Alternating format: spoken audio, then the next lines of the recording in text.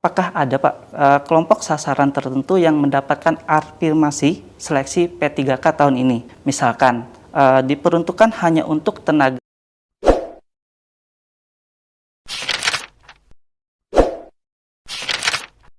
belakangan ini Pak, banyak sekali di media sosial BKN kita nih Pak, netizen yang bertanya-tanya terkait dengan seleksi P3K 2024 Pak.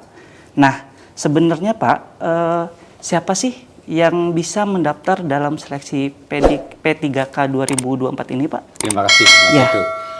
Rekan-rekan atau sobat BKN, bahwa pada tahun 2024, sedikit saya jelaskan, pemerintah melakukan pengadaan calon ASN, yaitu untuk CPNS dan P3K, ditambah lagi satu lagi yaitu untuk calon taruna sekolah kedinasan. Dasar aturan untuk pengadaan ini ada Permenpan nomor 6 ya, tahun 2024 tentang pengadaan pegawai ASN, kemudian keputusan Menpan 347 tahun 2024 tentang mekanisme seleksi P3K 2024, kemudian ada Kemenpan 348 2024 tentang mekanisme seleksi P3K khusus untuk guru. Nah, dalam aturan itu khusus untuk P3K ada sekian banyak formasinya, cukup banyak untuk tahun ini, 1 juta lebih yang jelas. 1 juta. Untuk P3K saja 1 juta lebih. Nah, siapa yang berhak atau bisa mengikuti seleksi P3K tahun 2024 ini? Seleksi P3K 2024 diperuntukkan untuk yang pertama, ex-THK 2. Jadi, ex-tenaga honorer kategori 2 yang datanya ada di database BKN. Database tenaga honorer K2. Kemudian, tenaga non-ASN yang masuk ke database di BKN. Kemudian yang ketiga, tenaga non-ASN yang aktif bekerja di instansi pemerintah 2 tahun dan masih aktif bekerja dan tidak masuk ke dalam database tenaga non-ASN. Jadi 3 kelompok ini yang bisa mendaftar atau mengikuti seleksi P3K tahun 2024, tentu saja sesuai dengan formasi atau kebutuhan terkait dengan jabatan dan kualifikasi pendidikan yang sesuai dengan masing-masing calon pelamar ini. Berarti dari penjelasan Pak Deputi tadi ada 3 kategori ya Pak. Yang pertama tadi ex-THK 2, betul. Terus pegawai non-ASN yang datanya masuk dalam database BKN, betul. Dan masih aktif, betul. Serta yang terakhir adalah pegawai non-ASN yang masih aktif 2 tahun terakhir ini. Ya. Seperti itu ya Pak? Ya. Nah, lalu Pak, kira-kira untuk syaratnya itu dan ketentuannya apa aja ya Pak untuk menjadi atau ikut seleksi P3K tahun 2024 ini Pak? Oke, sebelum ke sana, Mas Edo, mungkin sedikit saya tambahkan untuk penjelasan yang pertama tadi. Kelompok besarnya itu untuk yang peserta yang bisa mengikuti seleksi P3K. Tapi ada turunannya, yaitu khusus untuk P3K guru. Ada tambahan yaitu pelamar prioritas. Itu level kelompok pertama. Siapa pelamar prioritas? Pelamar prioritas adalah pelamar yang lulus seleksi JF guru tahun 2021. Ya, tahun 2021, istilah yang kita gunakan di pengolahan adalah P-TL, lolos passing grade atau nilai ambang batas, tetapi tidak lulus karena keterbatasan formasi, dan tidak pernah dinyatakan lulus seleksi untuk JF guru periode sebelum tahun 2024 ini. Dan saat ini tentu saja masih bekerja di instansi pemerintah. Jadi mereka yang lulus tahun 2021 untuk JF guru, bukan lulus, mohon maaf, memenuhi nilai ambang batas kelulusan, tetapi tidak lolos untuk mengisi karena keterbatasan formasi, itu menjadi prioritas pertama untuk tahun 2024 ini, untuk seleksi 2024 ini. Kemudian berikutnya sama, non-ASN yang terdaftar di database non-SBKN, kemudian guru non-ASN di sekolah negeri yang terdaftar di Dapodik dan aktif mengajar. Dapodik itu daftar pokok pendidik lah di di Kementerian Pendidikan dan Kebudayaan. Dan yang terakhir adalah lulusan PPG itu untuk guru. Kemudian untuk kesehatan ada prioritas yaitu D4 bidan pendidik. Ya, D4 bidan pendidik yang tahun 2023 itu terdiskualifikasi walaupun sudah lulus karena formasi atau kualifikasi pendidikannya tidak sesuai dengan yang dipersyaratkan, sehingga di akhir dia dinyatakan tidak lulus, maka mendapatkan prioritas untuk seleksi tahun 2024 ini. Kemudian selanjutnya XTHK 2, non-ASN terdaftar di database non-ASN BKN, dan tenaga non-ASN yang aktif bekerja di instansi pemerintah. Jadi untuk yang pertama. Kemudian yang kedua adalah persyaratannya yang berikutnya pertanyaan kedua. Pak. Nah, persyaratannya ada usia, ada pengalaman. Usia dan pengalaman ya. Kalau P3K usia minimal 20 tahun usia minimal. Usia maksimal karena masih mengacu pada PP 11 tahun 2017, maka usia maksimal 1 tahun dari batas usia pensiun untuk jabatan yang dilamar. Misalnya guru itu kan batas usia pensiunnya 60. Maka sebelum 59 usianya dia masih bisa mendaftar untuk menjadi P3K guru. Nah, kalau yang lainnya misalnya untuk yang fungsional muda, untuk analis SDM misalnya, itu kan 58 maksimal. Maka dia melamarnya sebelum usia 57, itu masih boleh. Jadi minimal kontrak kerjanya 1 tahun. Kemudian ada syarat pengalaman kerja. Syarat pengalaman kerja adalah minimal 2 tahun untuk jenjang pemula terampil dan sebagainya, kemudian minimal 3 tahun untuk jenjang ahli muda. 3 tahun. Dan ini karena ini P3K sekarang ini ada yang khusus untuk yang khusus, terutama yang prioritas, yang urutan yang ketiga tadi, yang aktif mengajar 2 tahun di instansi tempat dia lamar, jadi ya di satu instansi gitu. Beda dengan P3K formasi umum, itu bisa pengalaman kerja 2 tahun, bisa akumulasi dari beberapa instansi. Kalau ini tidak, harus di 2 tahun di instansi, dan melamarnya harus di situ. Harus di situ ya. Betul. Berarti soalnya ada pertanyaan seperti ini Pak. Misalkan ada XTHK 2 yang aktif bekerja di instansi A, sebutlah. Ya. Terus dia ingin melamar menjadi P3K di instansi B, atau ada orang umum ingin melamar P3K di suatu instansi. Berarti hal itu apakah masih dimungkinkan, Pak? Kalau yang nomor 1 tadi, XTHK 2, dia masih bekerja. Ya. Itu wajib. Wajib di instansi A lagi berarti dia mendaftarnya. Jadi instansi A lagi. Oke. Itu untuk yang XTHK 2 maupun tenaga non-ASN, maupun yang ada di database, maupun tenaga non-ASN yang tidak ada di dalam database. Tidak ada dalam database. Prinsipnya adalah aktif bekerja. Aktif bekerja. Untuk yang dia tidak bekerja menjadi tenaga non-ASN di suatu instansi, jelas tidak bisa melamar. Untuk P3K tahun 2024 ini. Berarti memang dikhususkan ya Pak? Dikhususkan. Dikhususkan. Dari penjelasan Pak Deputi tadi, apakah ada Pak kelompok sasaran tertentu yang mendapatkan afirmasi seleksi P3K tahun ini? Misalkan diperuntukkan hanya untuk tenaga honorer atau non-ASN yang hanya terdaftar di BKN Pak? Begini, jadi berdasarkan keputusan Menpan 347, 348, dan yang lainnya, kelulusannya berdasarkan prioritas. Untuk yang Kemenpan 347, prioritas pertama adalah XTHK 2. Oke, XTHK 2. Prioritas kedua adalah tenaga non-ASN yang ada di database BKN. Oke. Prioritas ketiga adalah tenaga non-ASN yang tidak ada di database BKN. Tetapi masih aktif mengajar selama 2 tahun terakhir ini, dan masih mengajar dan melamar di instansi tempat dia bukan mengajar, bekerja maksud saya, dan melamar di instansi tempat dia bekerja. Gambarannya gini implementasinya. Kalau di instansi A ada 10 THK 2 untuk 1 jabatan, kemudian formasinya tersedia 25 untuk jabatan itu, maka pasti yang bersangkutan THK 2 tadi 10-10-nya pasti keangkat sepanjang yang bersangkutan mendaftar dan ikut tes, ikut seleksi. Karena kelulusannya ranking. Tadi 25 formasi ya. Iya.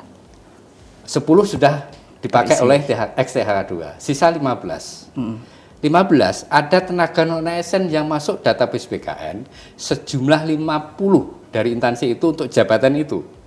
Maka tenaga non ASN yang ada database yang lulus ada 15 orang. Oke, sisanya karena 50 kurang 15 masih 35. Ya. Dia tidak lulus. Kemudian masih ada lagi tenaga non ASN yang tidak ada di database BKN, yang bekerja di situ dan punya pengalaman 2 tahun. Benar. Sejumlah misalnya 20. Dia juga mendaftar, tapi pasti dia tidak lulus. Berbeda dengan ketika ini ada 10 tenaga ex-ETHK 2, ini ada 15 tenaga non-ASN yang masuk database BKN, kemudian ada 5 tenaga non-ASN yang tidak ada database BKN tapi memenuhi syarat, kemudian formasi yang tersedia 50, diajukan 50, hampir pasti semuanya ikut tes terima. Karena 10, 15, 5, 30. Formasi yang disediakan misalnya 30 misalnya, pasti keangkut semua. Sepanjang yang bersangkutan mereka mendaftar ikut tes. Syaratnya harus ikut tes. Berarti syaratnya itu adalah mendaftar dan ikut tes Iya. ya Pak? Tidak ada otomatis. passing grade seperti itu? Ranking. Dikategorikan untuk ranking honorer, untuk non ASN, ASN, atau digabung rankingannya ini semua Pak? Jadi ini seringkali juga membuat bingung para pelamar. Benar. Oh, nilai saya bagus kok. Saya Tapi, kalah dengan nilai yang di bawah saya. Benar, seperti itu Pak. Ya, itu yang sering kali pertanyaan masuk atau sanggahan masuk. Tadi sudah saya sampaikan berdasarkan peraturan keputusan Menpan 347, kemudian 348, kayak 347 umum, 348 itu khusus guru. Kemudian berapa untuk yang 9 untuk kesehatan. Kesehatan, benar sekali Pak. Itu ada prioritas untuk seleksi P3K tahun 2024 ini. Sekali lagi, prioritas pertama secara umum saja adalah ex-THK 2. Prioritas kedua adalah tenaga non-ASN yang ada di database BKN. Non-ASN database BKN. Ya. Yang ketiga, tenaga non-ASN non-database BKN. Tenaga ASN non-database BKN. Prioritasnya ya Pak? Ya. Jadi, yang pertama adalah di ranking dulu THK 2. Ini taruh di atas. Iya. Oke, misalnya formasinya lebih dari ex-THK 2 ini dan sesuai dengan formasinya atau kualifikasi pendidikan dan jabatannya, ini pasti akan keangkat semua. Oke. Yang ex-THK 2. Kemudian baru yang tenaga non-ASN yang database BKN di ranking. Kalau formasinya masih tersedia, mereka lah yang lolos sesuai dengan rankingnya, peringkatnya. Kalau masih ada sisa formasi, ada atau tidak pun tetap dilakukan, di ranking lah yang tenaga non-ASN non-database. Yang masih tersedia formasi, keangkatlah sesuai dengan peringkat terbaik. Sisanya tidak terangkat. Oh, berarti Pak Deputi seperti ini ya, kalau ibaratnya orang awam yang memandang perankingan itu, misal THK 2 mendapat nilai, misal nih Pak, mendapat nilai 50, betul. Tapi pegawai non ASN yang database dapat nilai 100, itu tetap THK 2 yang diutamakan, karena prioritas tadi ya Pak? Oh, seperti itu. Baik. Nah, untuk guru ada tambah satu prioritas lagi. Apa itu Pak? Yang PTL. P itu memenuhi ambang batas kelulusan, tahun TL itu tidak lulus. Oke. Jadi lolos passing grade, tapi tidak lulus karena tidak tersedia formasi. Habis formasinya dia kalah peringkat. Ini menjadi prioritas pertama. Lebih pertama lagi dari THK 2 tadi Pak ini. Tapi itu namanya pelamar prioritas. Pelamar prioritas. Tapi ini hanya untuk guru berarti ya Pak? Ya, hanya untuk guru. Hanya untuk guru. Tapi pelamar prioritas ini juga di ranking dulu. Untuk kelompok pelamar prioritas ini misalnya ada banyak, dilihat ex-THK 2 mana dulu itu diutamakan. Kemudian tenaga non-ASN database yang seperti itulah gitu ya. Berarti ibaratnya pelamar prioritas ini juga terbagi ada ex-THK 2 seperti itu lagi ya Pak.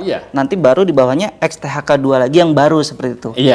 Yang tidak ikut seleksi 2021. Benar sekali seperti itu. Atau tidak lulus tidak memenuhi nilai ambang batas kelulusan di seleksi tahun 2021. Nah, tadi Pak Deputi sudah menjelaskan juga terkait kategori honorer dan non ASN ya Pak. Nah, apakah memang dua hal ini merupakan dua kriteria yang berbeda Pak? Jadi honorer itu honorer, non ASN itu non ASN. Betul. Nah, dan apakah bisa dibilang semua pekerja yang bekerja di instansi pemerintah itu dapat di luar PNS dapat dikelompokkan dalam dua kategori ini, Pak? Apa tersendiri lagi dia? Jadi nomenklatur atau istilah itu kita mengacu pada aturan atau kebijakan yang dituangkan oleh Kementerian PNRB tadi sudah saya sampaikan. Jadi kalau ex-THK 2 atau tenaga honorer K2 itu dulu kita ingat tahun 2004 ya, terkait dengan pengangkatan tenaga honorer menjadi CPNS. Yaitu diawali dengan THK 1 yang langsung diangkat, hanya seleksi administrasi, kemudian ternyata dianggap sudah selesai, ternyata masih ada yang tertinggal dan seterusnya, maka ada gelombang kedua yaitu THK 2. THK 2 kemudian dilakukan seleksi, pakai seleksi, dan ternyata masih didata dulu oleh BKN, diverifikasi validasi oleh BKN dan BPKP, kemudian dilakukan seleksi, sudah diangkat tetapi tidak bisa seluruhnya terangkat karena keterbatasan informasi. Nah, sisa yang belum terangkat tadi, itulah yang dinamakan tenaga honorer kategori 2. Ex tenaga honorer kategori 2 yang database-nya ada di BKN. Mungkin sekarang masih ada sekitar 300 sampai 400 ribu. Saya kurang tahu pasti karena itu bergerak seiring dengan ada beberapa yang mengikuti tes calon ASN dan diterima. Jadi mengurangi data itu. Berarti jadi dinamis berkurang ya, Pak? Berkurang, jelas berkurang. Kemudian ada kebijakan di PP 49 tahun 2018 tentang manajemen P3K bahwa instansi dilarang mengangkat lagi tenaga honor atau istilah lain yang sejenis. Istilahnya apapun tapi sejenis tidak boleh melakukan pengangkatan. Kemudian batas akhirnya adalah tanggal sekian gitu. Dan ada surat Menpan terkait dengan pendataan tenaga, digunakanlah istilah tenaga non ASN. Dilakukan pendataan dan ada tadinya 1,7, sekarang mungkin tersisa 1,3 di database BKN. Dan itu melalui verifikasi validasi dari BKN dan BPKP.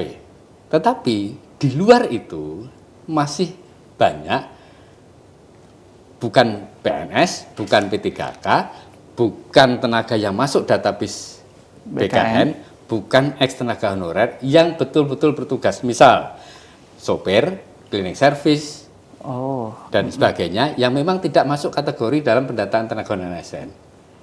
Ini masuklah ke kelompok tenaga non ASN yang di luar database BKN maupun yang orang-orang yang bekerja di instansi pemerintah untuk pekerjaan-pekerjaan tertentu, jabatan tertentu di luar pramugari, cleaning service dan sebagainya, tapi tidak masuk ke database BKN dan betul-betul masih aktif bekerja sampai hari ini. Nah, itu tenaga non ASN yang non database. Non database ya. Nah, berarti tadi kita masuk ke data non ASN yang tidak masuk database, Pak. Betul. Untuk mereka, apakah mereka masih memungkinkan mendaftar seleksi P3K 2024, Pak, yang tidak masuk database tadi itu, Pak? Ya, terima kasih Mas Edo. Jadi Sobat BKN, bagi teman-teman atau sobat-sobat yang tidak masuk dalam database tenaga non-ASN BKN, masih ada peluang untuk mengikuti seleksi P3K tahun 2024 ini. Syaratnya adalah tersedia formasi. Tersedia formasi, satu.